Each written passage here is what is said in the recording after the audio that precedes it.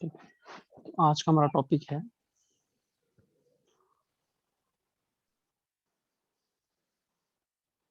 Footings. ठीक है, footings का थोड़ा इंट्रोडक्शन हमने सॉइल के अंदर भी पढ़ा था। दो तरह की फुटिंग्स होती हैं या फाउंडेशंस होती हैं हमारे पास। ठीक है, फाउंडेशन दो तरह की होती हैं। कौन कौन सी होती हैं? एक शैलो और एक डीप। ठीक है, तो मेजर जो रिक्वायरमेंट है डिजाइन का एज पर IS 456, पहले वो देख लेते हैं। थोड़ा सा थर्टिकल पोर्शन है पहले। ठीक है, तो यहाँ लिख लेते हैं हम लोग मेजर रिक्वायरमेंट्स क्या है।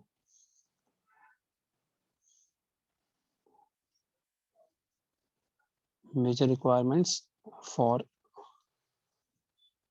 design of footings। फुटिंग ना लिख के मैं इसको फाउंडेशन स्ट्रक्चर लिखता हूँ अभी। Foundation structures as per IS 456 are. ठीक है, तो पहला आपका जो रिक्वायरमेंट रहेगा फाउंडेशन का वो ये है,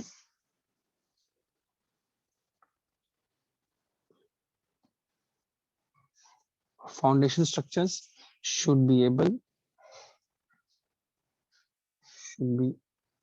to sustain applied loads, moments, forces and induced reactions without exceeding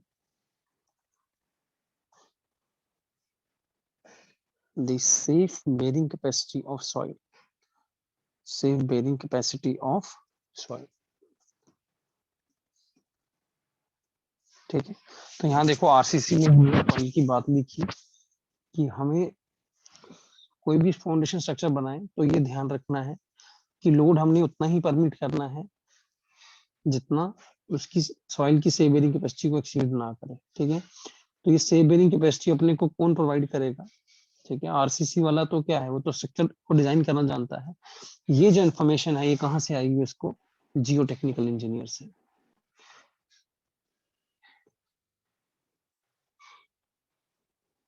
ठीक है, तो ये इन्फॉर्मेशन प्रोवाइड करेगा आपका जियो टेक्निकल एक्सपर्ट। ठीक है, जो सॉइल को स्टडी करके बताएगा कि यहाँ पर आप कितनी डेप्थ में जाके फाउंडेशन डालो और कितना आपको सेफ बेरिंग कैपेसिटी वहां मिल जाएगा।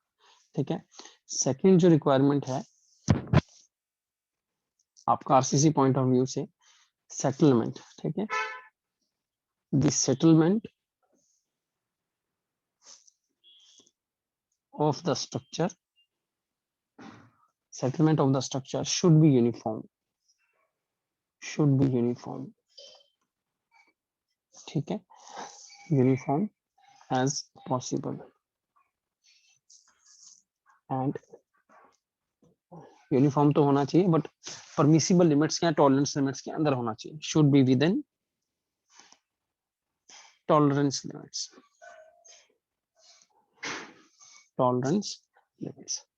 ठीक है, तो हमने कौन सी सेटलमेंट नहीं होने देनी?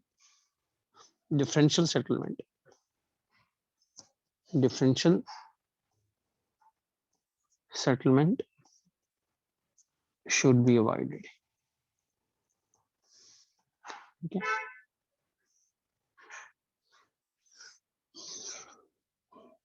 टॉलरेंस लिमिट्स मैंने आपको सॉइल में बताई थी, वेरियस सॉइल्स के लिए उन वो जो लिमिट लिखी है उसके अंदर ही आपका रिफ्लेक्शन होना चाहिए या सेटलमेंट होना चाहिए, और डिफरेंशियल सेटलमेंट आपका नहीं होना चाहिए। ठीक है,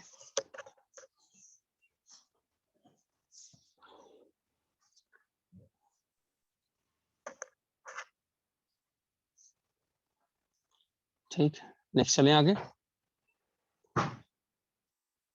जी। नेक्स्ट हमारे पास है types of foundation structures.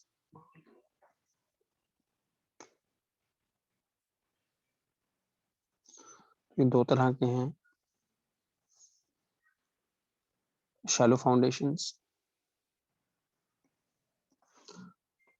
and another are deep foundations,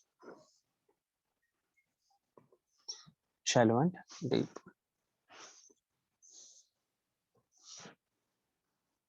shallow foundation क्या होते हैं? ठीक है, व्हाट आर शैलो फाउंडेशन बताएगा कोई? हम सॉइल में पढ़कर भी आए हैं। तो जिसमें सॉइल की बेयरिंग कैपेसिटी पूरी टॉप पे अच्छी मिल जाती है, ज्यादा डीप जाने की जरूरत नहीं पड़ती। हाँ बिल्कुल सही, शैलो फाउंडेशन वहां प्रोवाइड की जाती है जहां पे सॉइल के पास अच्छी स्ट्रेंथ है, कम डेप्थ पे ही। अगर सॉइल के पास अच्छी स्ट्रेंथ नहीं है कम डेप्थ पे, तो हम we go for large depth. ठीक है, ज्यादा डेप्थ मतलब हमें अच्छी रॉक नहीं मिल रही है शैलो डेप्थ पे, तो हम जब ज्यादा डीप जाते हैं तो उनको डीप फाउंडेशन कह देते हैं। ठीक है, तो शैलो फाउंडेशन के लिए पहला पॉइंट लिख लेंगे जल्दी से, क्योंकि ये तो हमने पहले भी पढ़ा है। Shallow foundations are used, shallow foundations are used when the soil has sufficient strength, when the soil has sufficient strength within a short depth below the ground level. ठीक है, first point is clear. Second point, अब जब आप shallow foundation बना रहे हो तो आपने देखा होगा इस तरह से जब हमारा कॉलम आता है तो हम इस तरह से इस तरह का स्ट्रक्चर नीचे बनाते हैं। ठीक है, इसे आप क्या बोलते हो? Footing slab. This is footing slab, this is column. और कॉलम के नीचे ये पेडेस्टल भी प्रोवाइड करती है, जरूरी नहीं पेडेस्टल प्रोवाइड होगा, प्रोवाइड हो भी सकता है। ठीक है, तो आप देख रहे हो कि हम क्या कर रहे हैं, जो पतला सा ऊपर कॉलम आ रहा है उसका विड्थ तो कम है कॉलम का, पर उसके लोड को ट्रांसफर करने के लिए सॉइल के अंदर हम क्या कर रहे हैं, ज्यादा विड्थ का एरिया बना रहे हैं। ऐसा क्यों कर रहे हैं? क्योंकि हमने ज्यादा बड़ी एरिया में हमने लोड डिस्पर्स करना है। क्योंकि अगर हम कॉलम को डायरेक्टली ऐसा रख दें सॉइल में अंदर जाके ऐसा, तो क्या होगा, क्या हो जाएगा बताओ? Punching failure sir, share soil आपका पंच हो जाएगा। सॉइल आपका क्या करेगा, आपका ये कॉलम क्या करेगा, ये वाली सॉइल के अंदर इस तरह से पंच हो जाएगा। ठीक है, तो हम इसके अंदर नीचे बड़ा फुटिंग बनाते हैं ऐसा, ताकि लोड बड़े एरिया में डिस्पर्स हो। ठीक है, दिस इज द पॉइंट। तो नेक्स्ट पॉइंट लिखेंगे यहाँ पर, दे नीड, दे कौन है यहाँ पर? दे है shallow foundation. They need sufficient plan area. देखो, ठीक है, ऐसा डीप में हम लोग नहीं कर पाते, तभी यहाँ पे पॉइंट हम हाईलाइट कर रहे हैं। समझ पा रहे हो? डीप में तो क्या प्रोवाइड करते हैं हम लोग, पाइल प्रोवाइड करते हैं। ठीक है, तो पाइल तो ज्यादा डेप्थ पे जाके प्रोवाइड होता है। ठीक है, तो उसको हम जाके इस तरह से रेस्ट करवा देते हैं रॉक के ऊपर। ठीक है, तो ये हमारा पाइल होता है, काफी ज्यादा डेप्थ पे चले जाते हैं हम लोग। ठीक, वहां पे जाके तो नहीं ऐसा स्लैब बना पाते हैं। समझ पा रहे हैं? तो सफिशिएंट प्लान एरिया किसको देना है? शैलो को, to transfer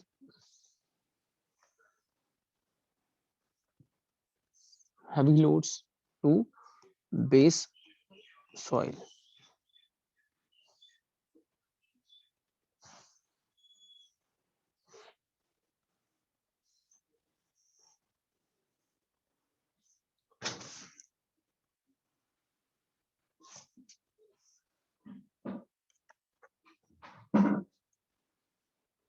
Done.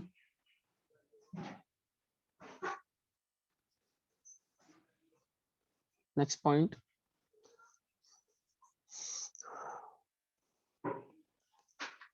the strength of the soil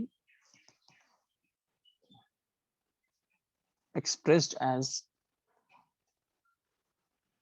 safe bearing capacity of soil is normally supplied, हम पहले भी मैं बोल चुका हूँ, normally supplied by the normally supplied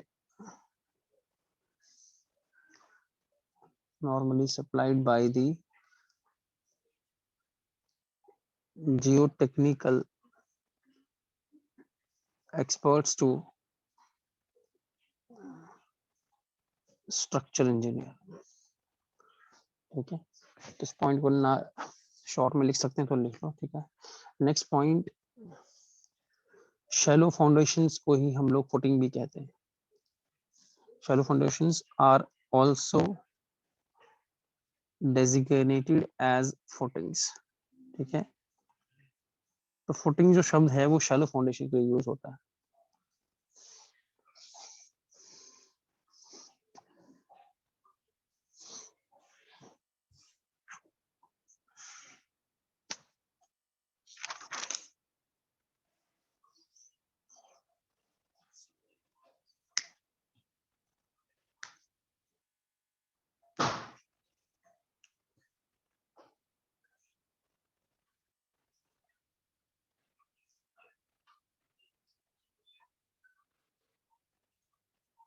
done.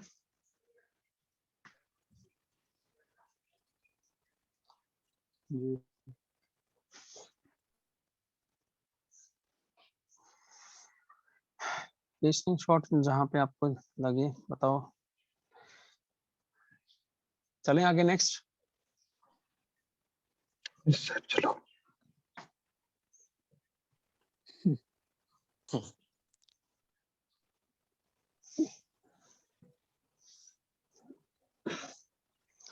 सबसे पहले आएगा यहाँ पे हेडिंग,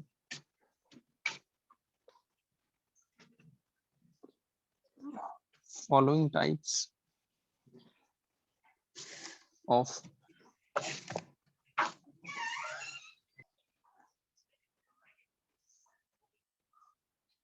फॉलोइंग या डिफरेंट लिख लो, different types of shallow foundations.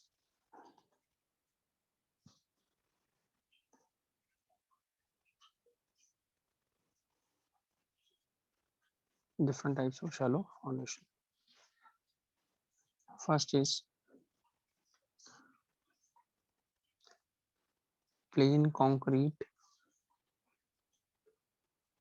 pedestal footing. Plain concrete pedestal footing.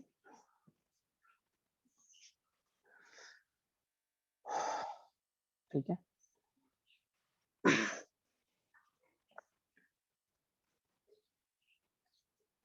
Column है, इस तरह छोटा सा पेडेस्टल आप प्रोवाइड कर सकते हो, ठीक है।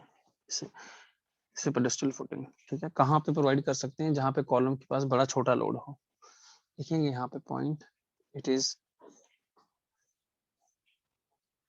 Provided and very economical for columns of small loads,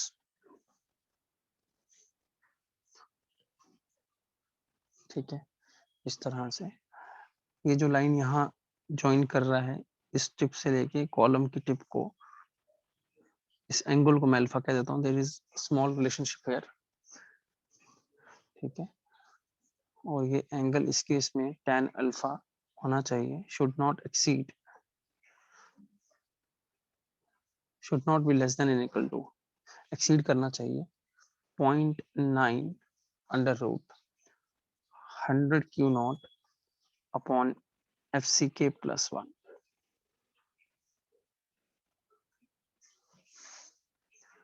ठीक है। यहाँ पे क्यू नॉट क्या है, it is maximum bearing capacity, maximum bearing capacity at the base of footing in newton per mm square, ठीक है। FCK आपको ऑलरेडी पता है, what is FCK, characteristic strength of concrete at 28 days in newton per mm square. ये relation को आप लोग ध्यान देंगे।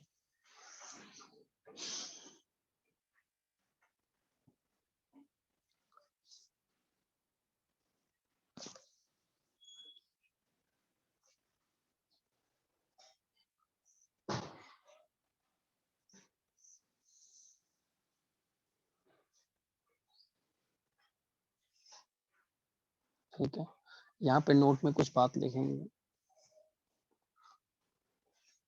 पेडेस्टल के बारे में,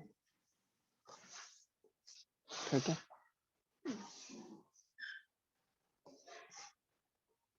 pedestal refers to the portion of a column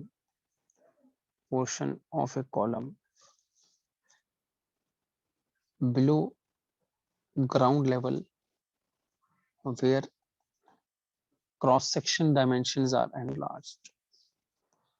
Cross section dimensions are enlarged. ठीक है, provision is not compulsory. Provision is not compulsory. ठीक है, next point,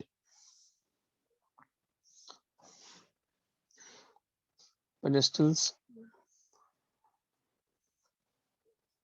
are also used to support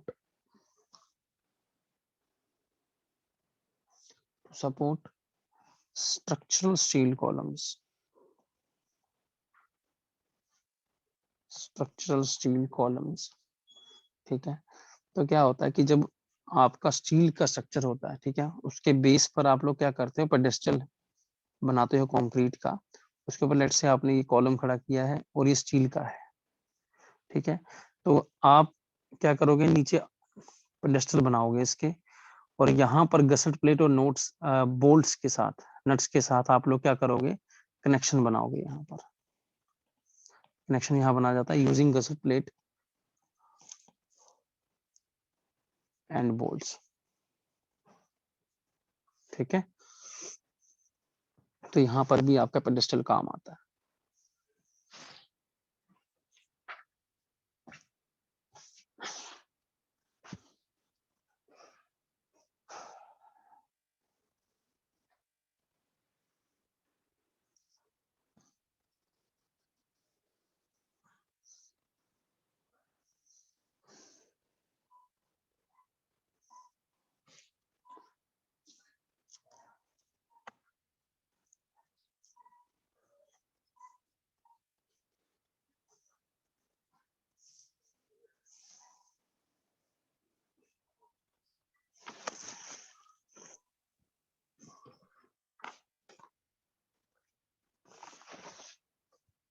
note हो गया है? हो गया सर।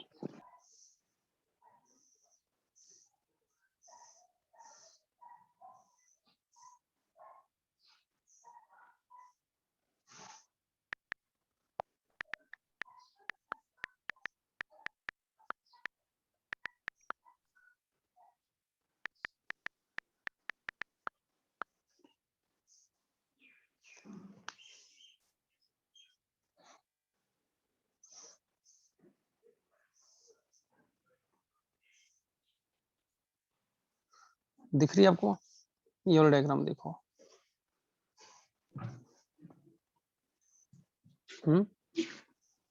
ये डायग्राम देखो, दिख रहा है? ये वाला देख लो, ये क्या दिख रहा है आपको? ये पेडेस्टल है, ठीक है। लगता कॉलम की तरह ही है, पर आपको बताया पेडेस्टल और कॉलम में क्या डिफरेंस होता है, लास्ट लेक्चर में हम डिस्कस कर चुके हैं उसे। जब किसी कंप्रेशन मेंबर का, वर्टिकल कंप्रेशन मेंबर का एल इफेक्टिव उसके 3 गुना किससे कम हो, लीस्ट लेटरल डायमेंशन से, तो हम क्या कहेंगे, पेडेस्टल कहेंगे। क्लियर है? तो ऊपर आपको देखो क्या दिख रहा है, स्टील मेंबर दिख रहा है, स्टील का कॉलम दिख रहा है, ठीक। ऐसा क्यों किया होगा, क्या रीजन है, क्यों नहीं स्टील को जमीन के अंदर जाने दिया सीधा? शेयर फेलियर, हम्म पंचिंग शेयर फेलियर हो। अरे नीचे तो फुटिंग बनाओगे ना आप उसकी भी, स्टील की फुटिंग कहाँ बनाओगे, ठीक है। लोड ट्रांसफर भी करना ना सॉइल पे। वो ट्रांसफर इक्वली हो जाएगा, हाँ ज्यादा ठीक एरिया है, पे हो जाएगा प्रेशर डिस्ट्रीब्यूट। ठीक है जी, तो आपको समझ आ गया। अच्छा, नेक्स्ट चलें आगे। Next second is your isolated footings.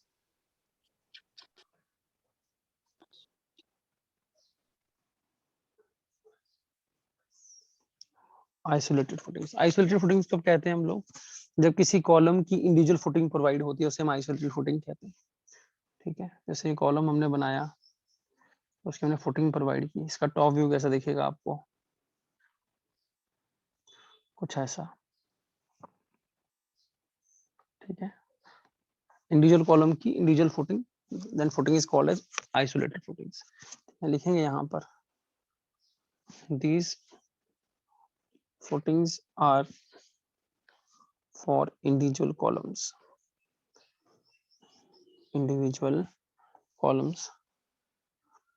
having the same plan forms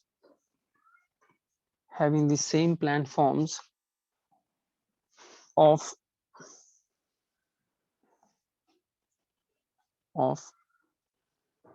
square,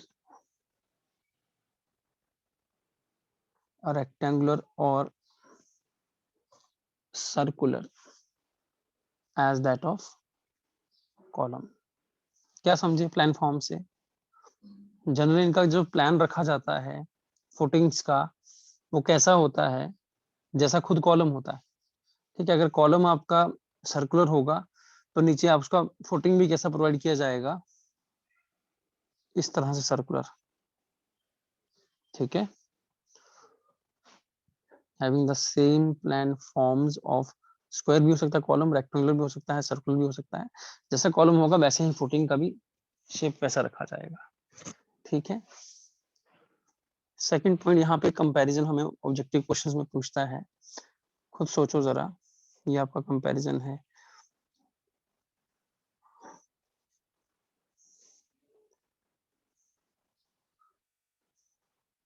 एक फुटिंग ये है और एक फुटिंग ये है। कंपैरिजन हमसे ये पूछा जाता है कि कौन सा फुटिंग ज्यादा इकोनॉमिकल है, बताओ जरा, which footing is more economical, stepped footing या स्लोप्ड फुटिंग?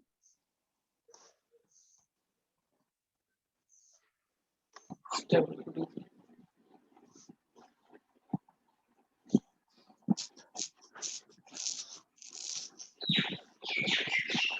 ठीक है।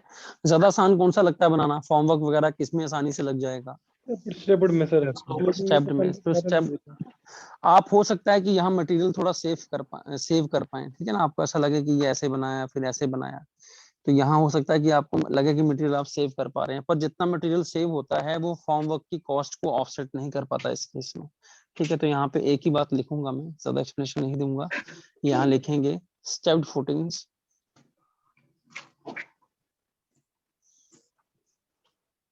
are more economical than sloped footings। Note करेंगे इस लाइन को, step footing are more economical than slope footings.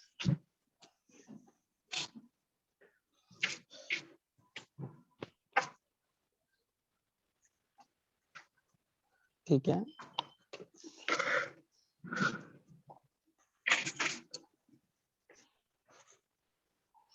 Next चले आगे, डन। यस अब हम लिखेंगे combined footing. Combined footing generally हम कब प्रोवाइड करते थे, डिस्कस किया हमने पहले भी। When combined footing is provided, area उसका जो होगा ओवरलैप 50%। करें सर, दो कॉलम हाँ, की जब दो 50% कॉलम की फुटिंग स्लैब का एरिया आपस में ओवरलैप करे देन विल गो फॉर, तब हम किसकी ओर जाते हैं, कंबाइंड फुटिंग की ओर जाते हैं, ठीक है। लिखने की जरूरत है, सिर्फ ऐसा लिख लेते हैं कि चलो लिख ही लो यार, कुछ बच्चे पहली बार लगा रहे होंगे class. When the spacing of the adjacent columns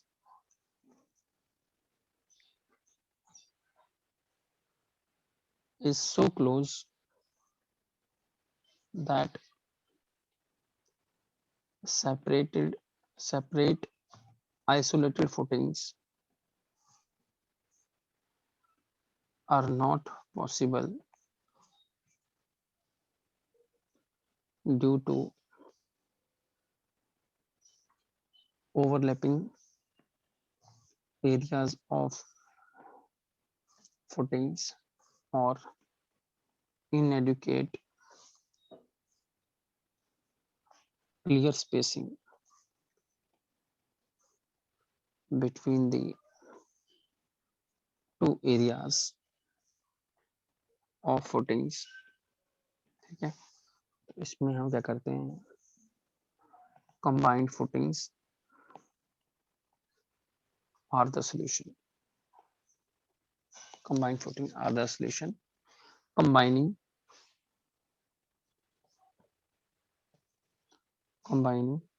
two or more columns।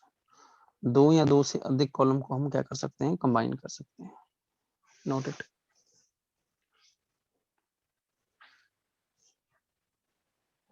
Combined footing का शेप किस तरह से होता है, दो शेप होते हैं लगभग कंबाइंड फुटिंग के, बताएं जरा।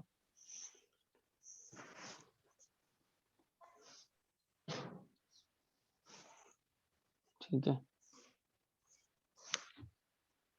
नेक्स्ट पॉइंट लिखते हैं। बताया नहीं था क्या सॉइल में आपको,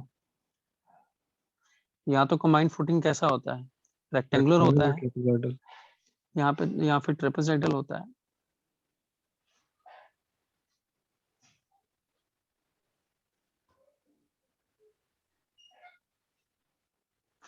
सेकंड पॉइंट लिखेंगे,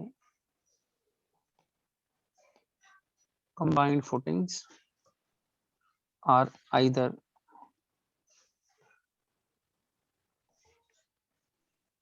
rectangular or trapezoidal in plan form,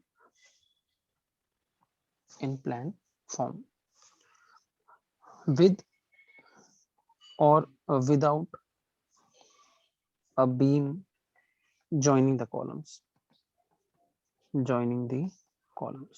ठीक है, तो इस तरह ऐसे हम एक बीम भी बीच में बना सकते हैं, दोनों कॉलम्स के बीच में, जो दोनों कॉलम्स को ज्वाइन करे। तो वो हो भी सकती है, नहीं भी हो सकती है कंबाइंड फुटिंग के अंदर। ठीक है, जरूरी नहीं कि होनी ही है।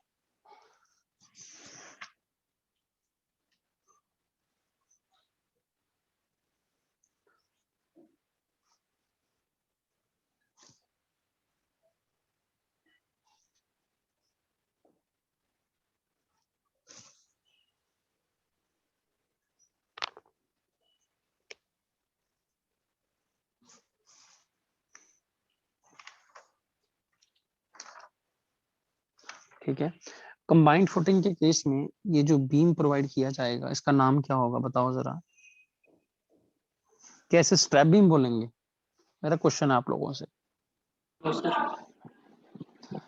कंबाइंड फुटिंग के अंदर ये जो बीम प्रोवाइड किया है अगर मैंने, उसका नाम होगा सेंट्रल बीम, ना कि स्ट्रैप बीम। ये गलती मत कर देना, ठीक है, ध्यान रखना इस बात का।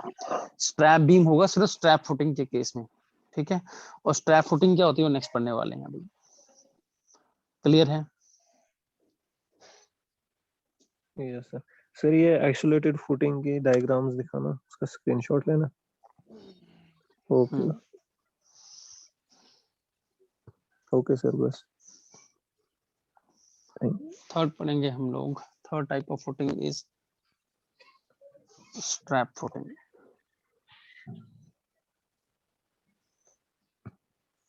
स्ट्रैप फुटिंग क्या होता है, कोई एक्सप्लेन करेगा? जब कॉलम किसी प्रॉपर्टी लाइन से ज्वाइन करते हैं तब जो फुटिंग प्रोवाइड की जाती है। नहीं, ऐसा नहीं है। प्रॉपर्टी लाइन तो यहाँ पर होगी ना आपकी कंबाइंड फुटिंग के अंदर। लेट्स से कि यहाँ से कोई प्रॉपर्टी लाइन जा रहा है आपका, ठीक है, इधर से, तो यहाँ वाले कॉलम के पास स्पेस कम है, तो उसको एरिया बढ़ा देने के लिए हमने इस तरह से, यहाँ से, इधर वाले से, इस इधर से नहीं, इधर से। ठीक है, तो ये कॉलम क्या है, पास में है थोड़ा प्रॉपर्टी लाइन के, तो हमने क्या किया, इसका यहाँ से एरिया बढ़ा दिया। ठीक है, और ये वाला जो है थोड़ा बड़े में बनाता हूँ स्केल पे।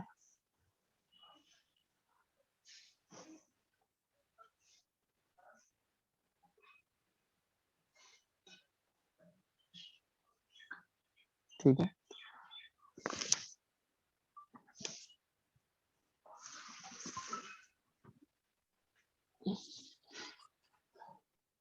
इस वाले कॉलम को देखो, एक कॉलम को वो ज्यादा प्रॉपर्टी लाइन के पास था। ठीक है, तो मेरे पास नॉन अवेलेबिलिटी ऑफ स्पेस है। मैं अगर इसको रेक्टेंगल बनाता तो ये कुछ ऐसी बनती।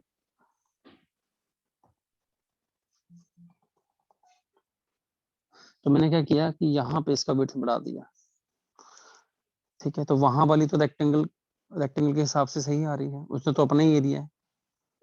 क्लियर है, बात समझ आ गई। तो इस केस में हमने ट्रेपेजॉइडल की ओर गए हैं। स्ट्रैप बीम, स्ट्रैप फुटिंग क्या होता है? जब आप दो इंडिविजुअल आइसोलेटेड फुटिंग्स को किसी कॉलम्स की, अगर दो कॉलम होंगे आपके पास और दोनों की अपनी अपनी आइसोलेटेड फुटिंग होगी, जैसे ये कॉलम है, ये एक कॉलम है।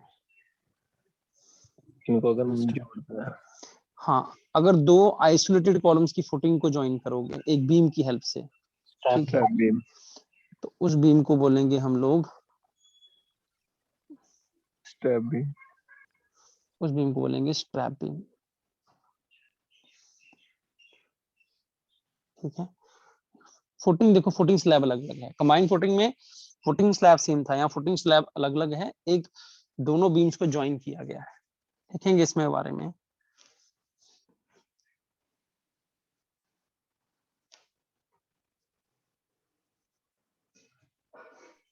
तो ये जो प्लिंथ बीम से हम सारे आइसोलेटेड फुटिंग्स को कभी जोड़ देते हैं, वो अलग है? प्लिंथ बीम से आप लोग आइसोलेटेड फुटिंग को जोड़ते हो, पर फुटिंग का टाइप थोड़ी आता है वो। हाँ, पूछ रहा हूँ सर, वो अलग से ना? हाँ, वो अलग सी है। ठीक है, नेक्स्ट देखेंगे इसमें। When two isolated footings are combined by a beam with a view of sharing the loads of both the columns by the footings. The footing is known as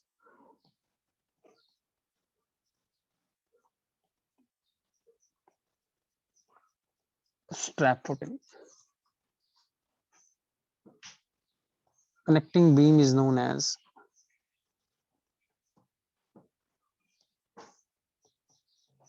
strap beam.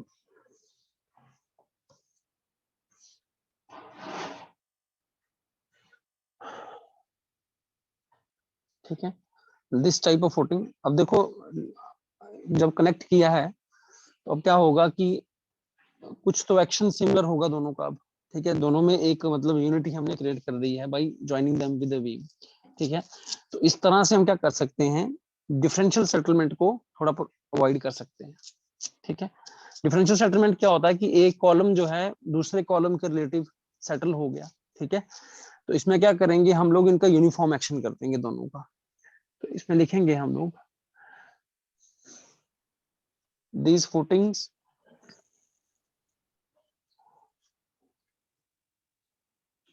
footings are required if the loads are heavy. The loads are heavy on columns and the area of foundations are not overlapping with each other. This type of footing reduces the possibility of differential settlement.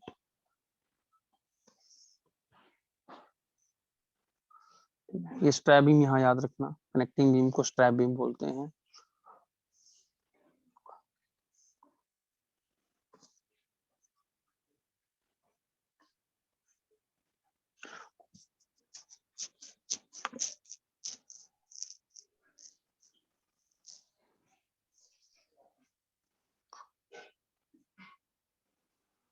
Done.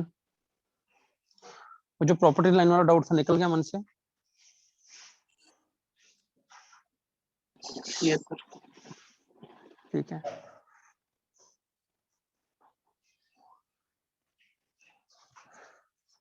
Next footing हमारे पास है strip footing. Next footing is strip footing. मैंने बताया था आप लोगों को, क्या होता है बताओ strip footing? Counter walls provide करते हैं। ठीक है, स्ट्रिप फुटिंग या फिर इसको हम वॉल फुटिंग भी कहते हैं। यस ठीक है, लिखेंगे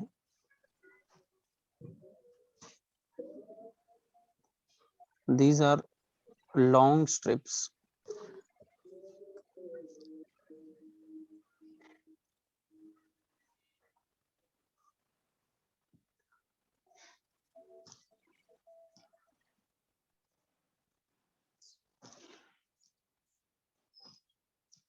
load bearing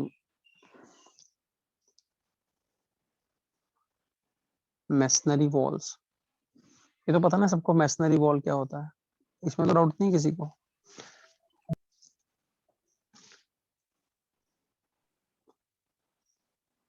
reinforced concrete walls। ठीक है,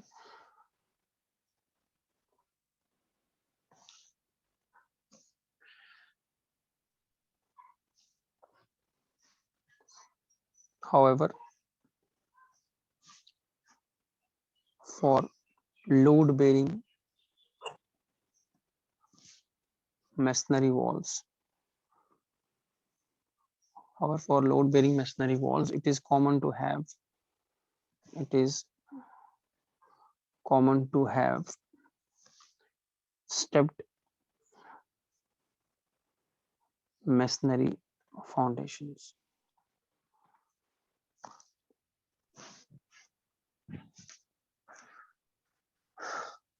ठीक है, मुझे बताओ कि बेंडिंग किस में होगा, ट्रांसवर्स डायरेक्शन में होगा कि लेटरल डायरेक्शन में होगा? ट्रांसवर्स या लेटरल दोनों एक ही चीजें हैं, तो आप बोलोगे दोनों में होगा। है यहाँ देखो,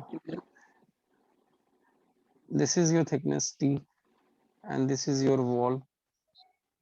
ठीक है, मेसनरी और आरसीसी। ठीक है, तो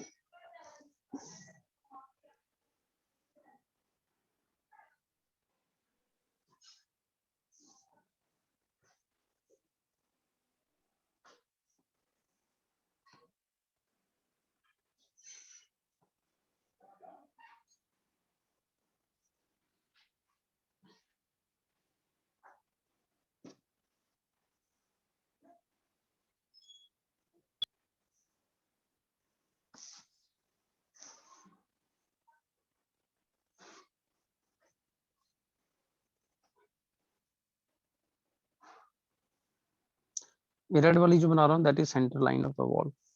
ठीक है, और इस वाली ब्लैक को मिटा देता हूँ, एक साइड के ब्लैक को मिटा देता हूँ। मैं आपको रिलेशन शो करना चाह रहा हूँ सेंटर का। ठीक है, और रेड और ब्लैक के बीच में एक सेंटर लेते हैं एक और।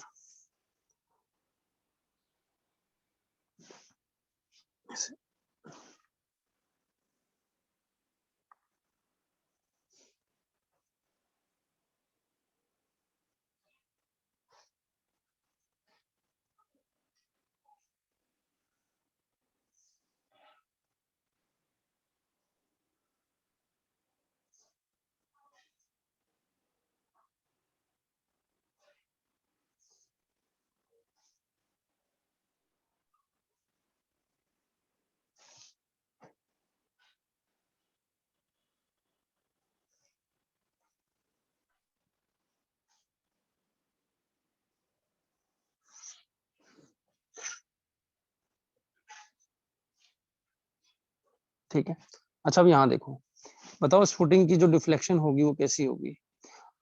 स्ट्रिप फुटिंग के बारे में आप लोग क्या जानते हो कि स्ट्रिप फुटिंग एक ऐसा फुटिंग होता है जिसका लॉन्गिट्यूडनल डायरेक्शन में लेंथ बहुत ज्यादा लंबा होता है as compare to its lateral dimension. ठीक है, तो ये आपको बेंडिंग कैसे दिखाएगा? कुछ ऐसा sir along the line transverse direction में। ठीक है, ये बात तो क्लियर हो गई। पहले यहाँ लिख लेते हैं कुछ। लिखो the strip footing distribute the loads from the wall to a wider area and bends in कौन सी डायरेक्शन लिखूं? Transverse direction, bends in transverse direction।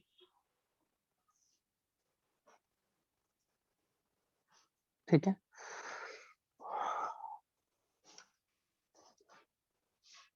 Second point, main reinforcement कैसे प्रोवाइड करोगे? How the main reinforcement is provided? कौन सी direction में? Transverse direction के along करोगे कि longitudinal axis के अलोंग करोगे?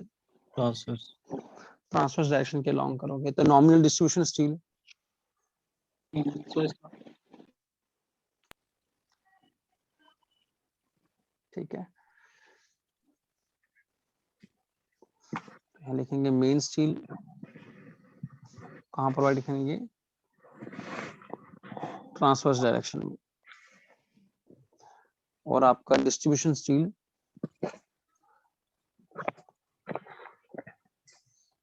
कहाँ प्रोवाइड करेंगे?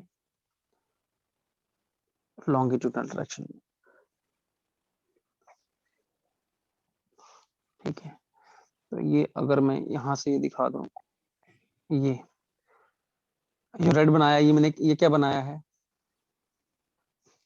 What is this? This is main steel. Main ठीक है, और इसके ऊपर इस तरह से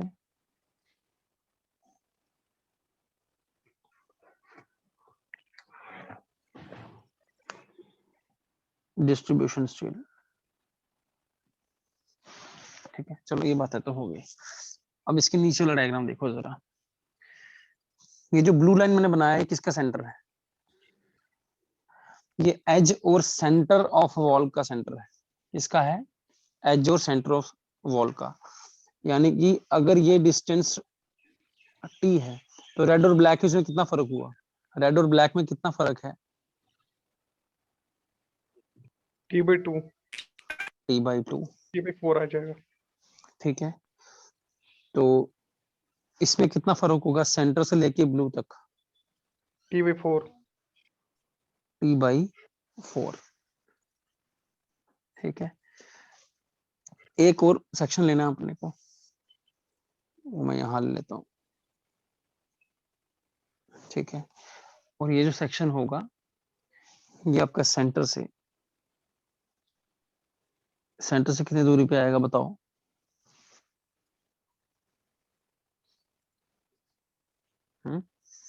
ये होगा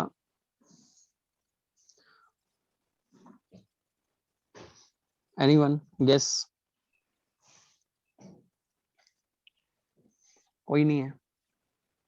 ठीक है, ये बेसिकली आपकी ब्लू लाइन से होता है, ये ब्लू लाइन से लिया जाता है basically distance D. Blue line से नहीं, फेस से लिया जाता है डिस्टेंस डी। एसिडीज। ठीक है, तो ये सेंटर से कितना दूर हो गया रेड लाइन से? T/2 plus D. ठीक है,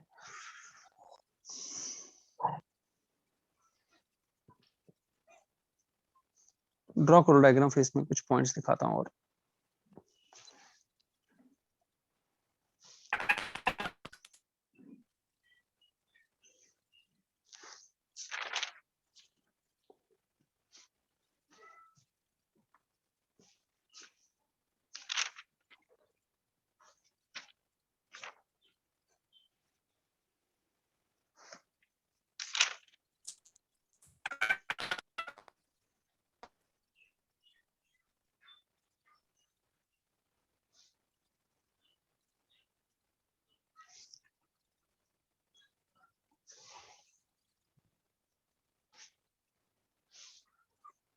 मुझे बताओ ये जो फुटिंग आपका है स्ट्रिप का, इसका जो फुटिंग स्लैब है ये किसकी तरह एक्ट करेगा, वन वे स्लैब की तरह कि टू वे स्लैब की तरह?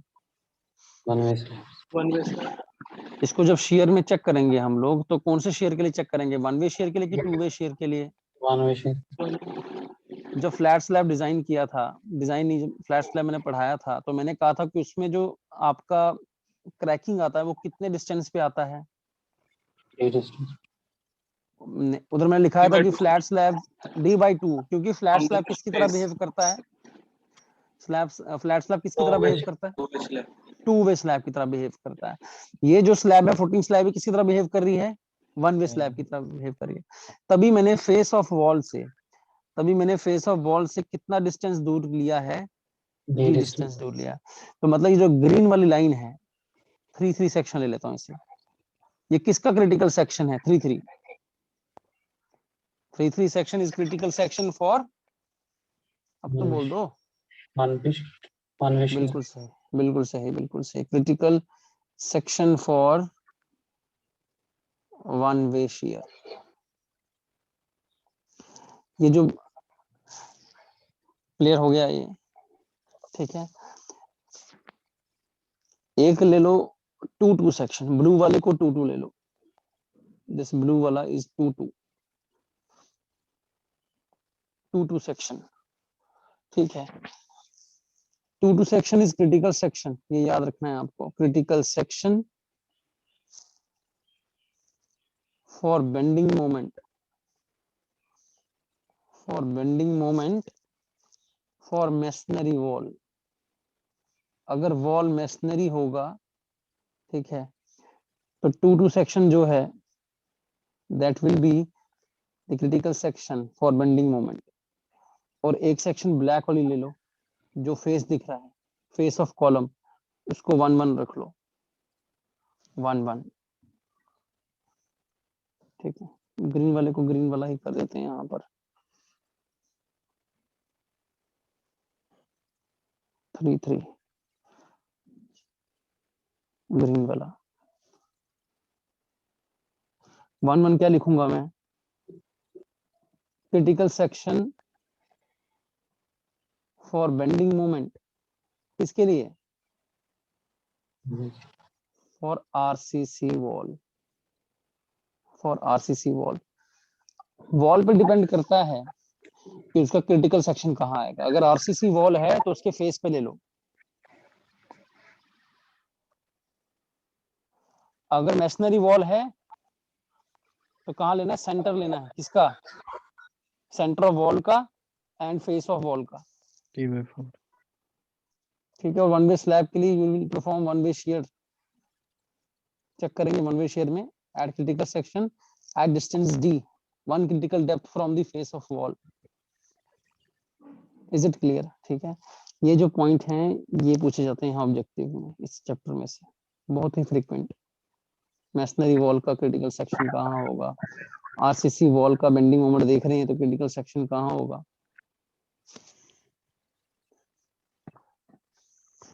क्लियर है? 10 मिनट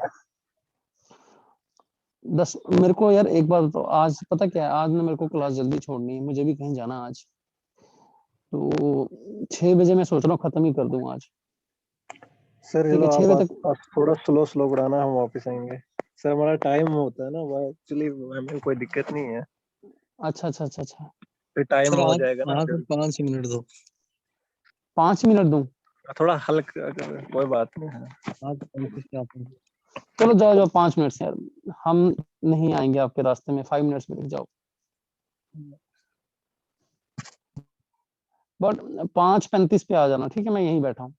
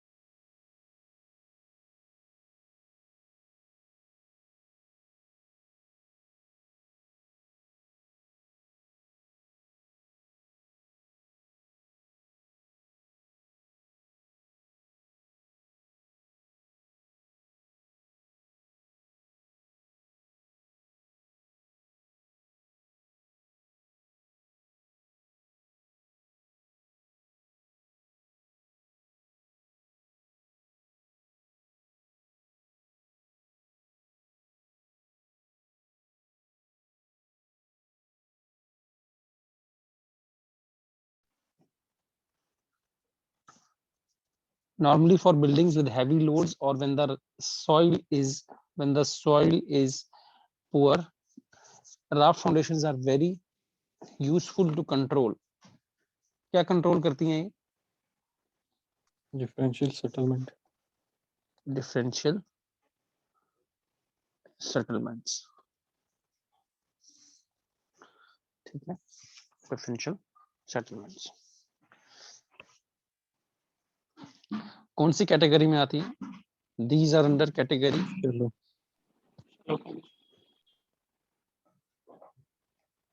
category of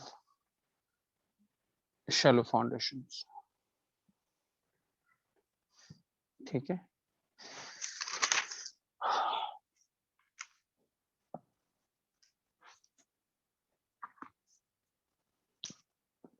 नोट करो जल्दी से। वो कंडीशन मैंने यहाँ नहीं लिखाई है, वहाँ लिखाई हुई है मैंने वहाँ पहले, ठीक है, वहीं से पढ़ लेना वापस। कौन सी वाली कंडीशन? 50% वाली बिल्डिंग प्लान एरिया की। Next topic we have depth of foundation. Depth of foundation, चलें आगे। यस सर, ठीक है, डेप्थ ऑफ फाउंडेशन में हमारा कोड कहता है कि all types of footings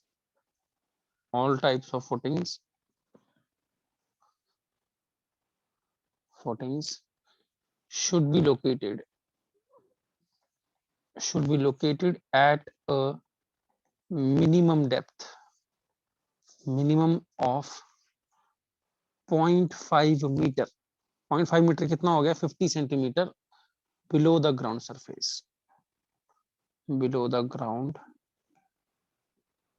surface, इसको याद रखना है ऑब्जेक्टिव के लिए, ठीक है। सिर्फ यही बात नहीं कि 50 सेंटीमीटर चले गए और वहां फुटिंग डाल दी, ऐसा नहीं, मिनिमम इतना होना चाहिए। और भी बातें यहाँ गवर्न करती हैं। However the depth is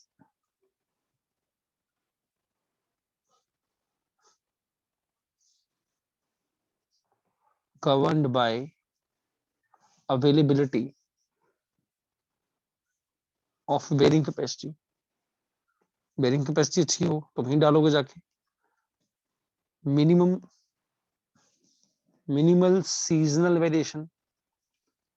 variation कम होना चाहिए, ठीक है। दैट इज मतलब स्वेलिंग एंड श्रिंकेज।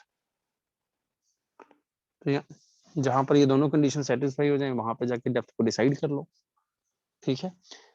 एक जो प्रिलिमिनरी एस्टिमेट होता है हमारा डेप्थ ऑफ फाउंडेशन का, वो हमें प्रोवाइड करता है रेनकाइन फॉर्मूला, ठीक है। Next point is Rankine formula gives a preliminary estimate of the minimum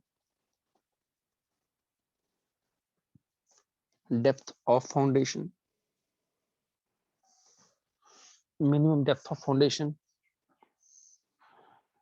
and is expressed as D equal to QC upon gamma 1 minus sin phi upon 1 plus sin phi का square, ठीक है। This is the formula. Formula से ज्यादा फॉर्मूले का नाम important है कि कौन सा फॉर्मूला आपको ये एस्टिमेट देता है डेप्थ का, इनिशियल एस्टिमेट डेप्थ का देता है, मिनिमम डेप्थ का एस्टिमेट देता है कि कितना डेप्थ आपको रखना है फाउंडेशन का, ठीक है। यहाँ पे डी आएगा minimum depth of foundation, QC आ जाएगा gross bearing capacity of soil,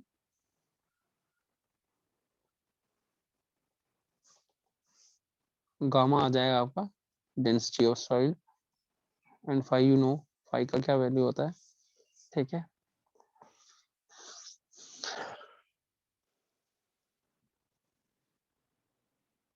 ठीक है, तो ये सिर्फ एक इनिशियल एस्टिमेट के लिए होता है हमारा इनकाइन फॉर्मूला। बाकी जो हमें और चीजें भी चाहिए वो चीजें भी हम चेक करते हैं, रिक्वायरमेंट्स हमारी जो है, पर इनिशियल एस्टिमेट आपका इनकाइन फॉर्मूले से आप निकाल सकते हैं।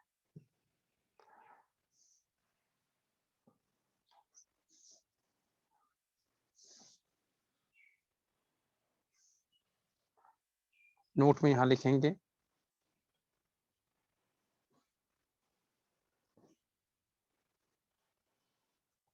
This is a guideline for an initial estimate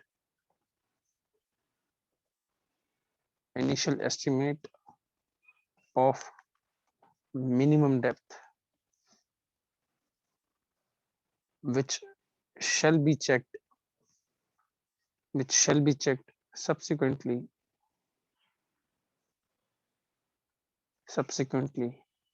for other requirements of the design।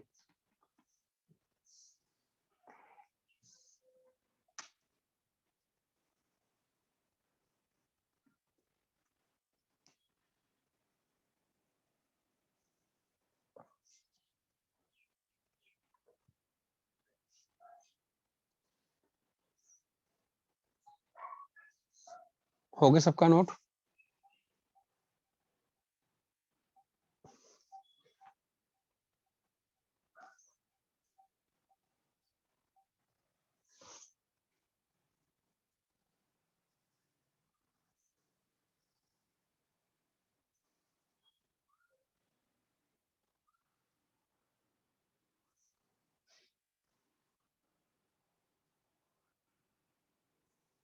Done?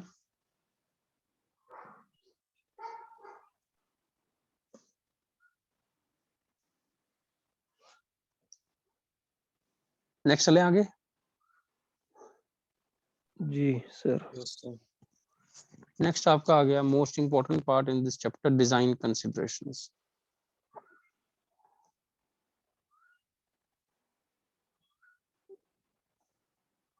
Design considerations, ठीक है। तो पहला आपका डिजाइन कंसिडरेशन है कि मिनिमम नॉमिनल कवर कितना रखते हो। Minimum nominal cover for all bars कितना रखते हो? 50 mm। shall be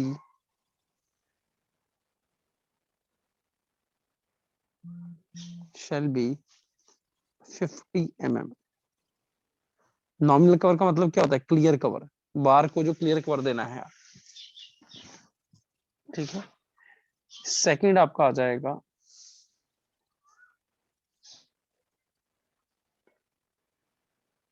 thickness at the edge of footings, मतलब फुटिंग के एज पे कितना थिकनेस रखना है आपको। जैसे कि ये डायग्राम देखना,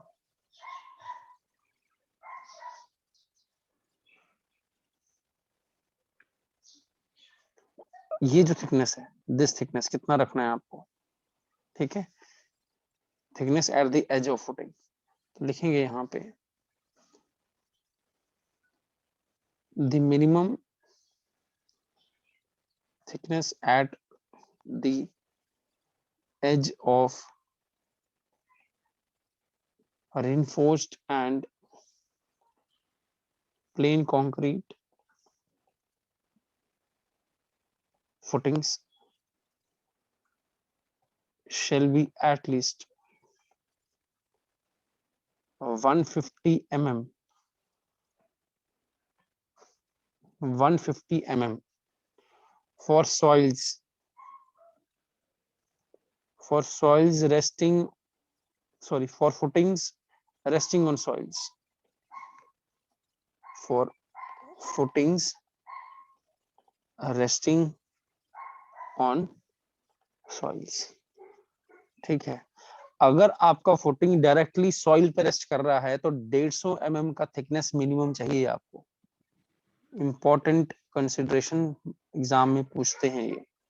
ठीक है, पर अगर आपका फुटिंग सॉइल पर डायरेक्टली रेस्ट नहीं कर रहा, जैसे कि आपका पाइल कैप होता है, देखेंगे यहाँ पे फॉर फुटिंग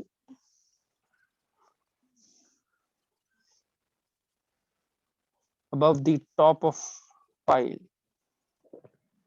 ठीक है, तो उस केस में मिनिमम थिकनेस कितना आएगा, बताओ कितना आएगा एनीवन?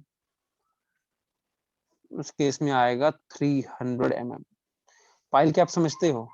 अब जब पाइल फुटिंग हम डालते हैं क्या करते हैं, जी सर।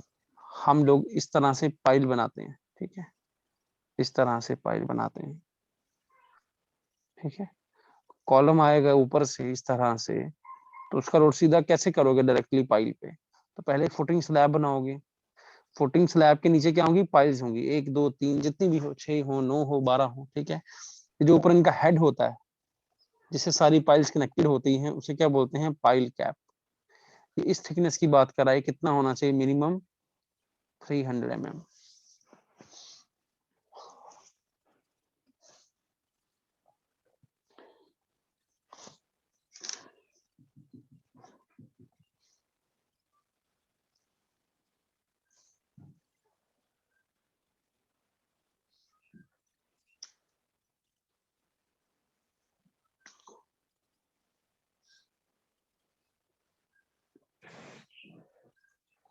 हो गया? Yes sir. जी sir.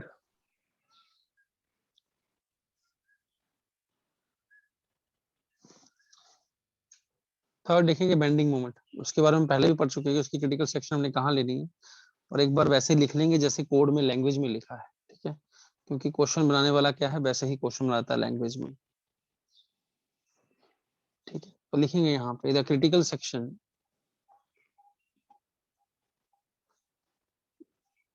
the critical section of maximum bending moment for the purpose of designing an isolated concrete footing which supports a column, pedestal or wall shall be a point।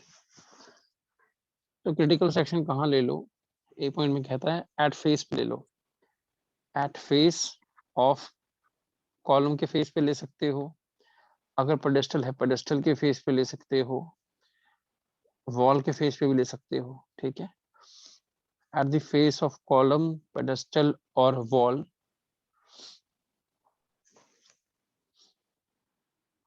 for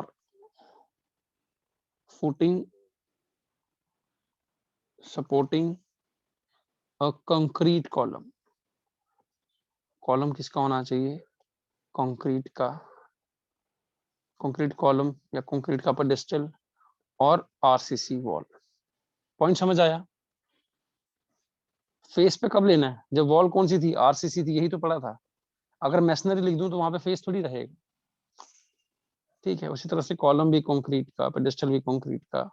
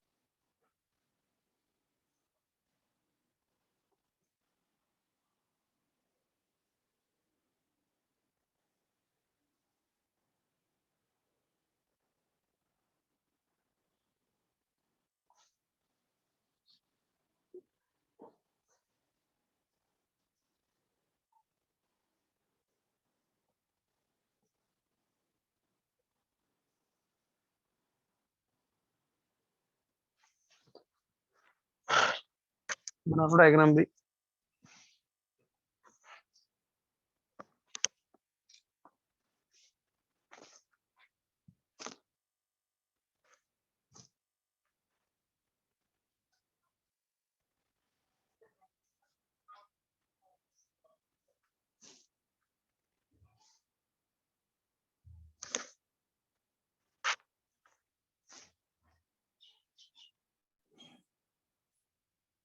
हो गया? Yes sir. B point लिखें? जी sir. B point bending moment का critical section ले लो halfway between center line and edge of wall for footing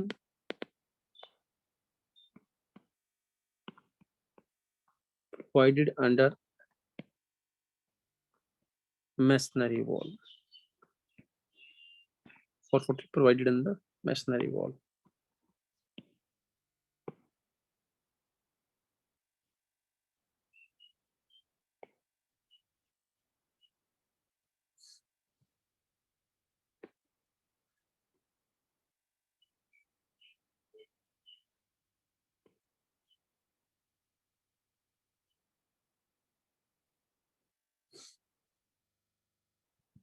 So this blue line is your critical section.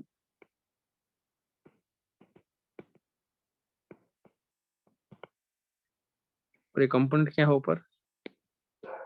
This is masonry wall.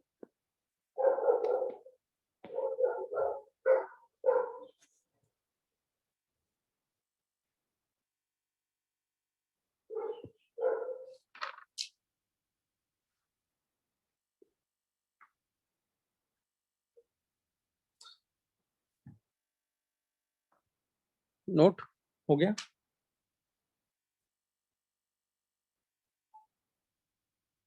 C point लिखें for round और octagonal column. Octagonal column बताओ क्या करेंगे? Round समझते हो, circular या octagonal column हो आपका. ठीक है, ऑक्टागोनल कंक्रीट कॉलम और पेडिस्टल. ठीक है, आपको तो पता है कि कंक्रीट कॉलम है तो लेना तो फेस पे है, तो राउंड कॉलम का फेस क्या होगा? ठीक है, कॉलम आपका इस तरह से है, दिस इज राउंड. ऑक्टागोनल कैसा होता है कुछ?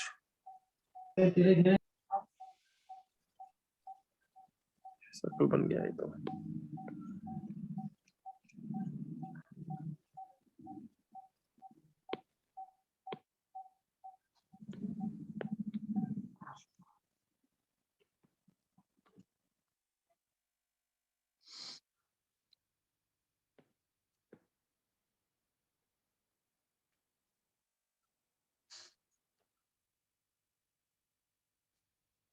ठीक है, ऑक्टागोनल नहीं बन रहा है यार सही तरीके से. एक मिनट रुक जाओ.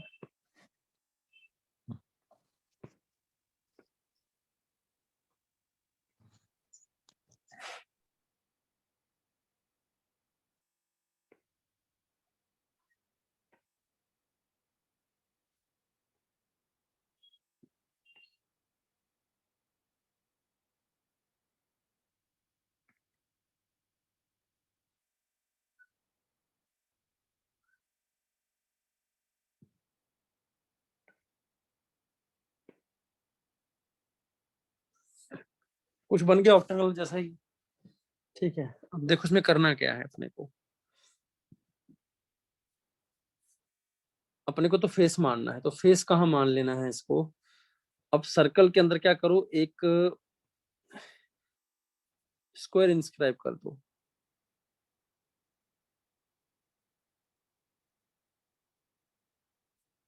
ठीक है, और जो इसका फेस होगा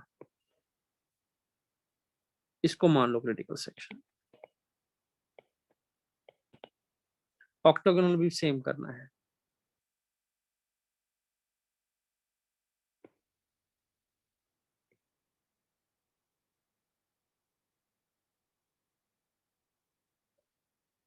समझ रहे हो?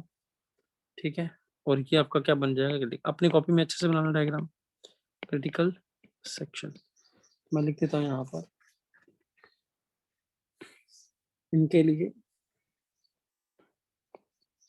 द फेस ऑफ कॉलम और pedestal shall be taken as the side of a square inscribed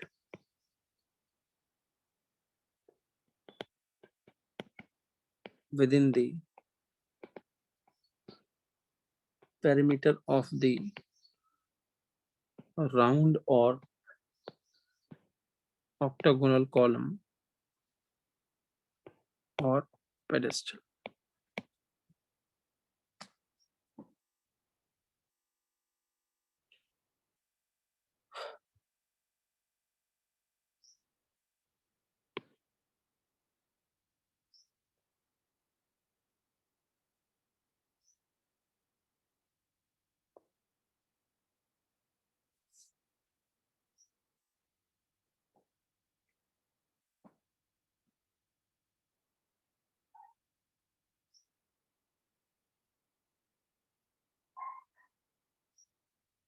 हो गया नोट सबको?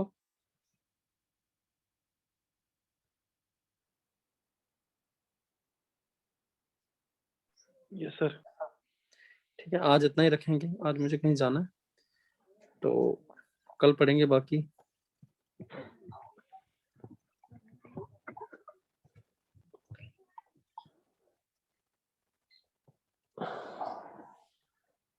ठीक है, कल ये फुटिंग कंप्लीट हो जाएगा, परसों हम हो सकता है कि कल ही स्टार्ट कर लें अपना नेक्स्ट चैप्टर जो है प्रीस्ट्रेसिंग। ठीक है, चले, किसी को डाउट तो नहीं कोई इसमें? चलो ठीक है, फिर गुड बाय। ओके।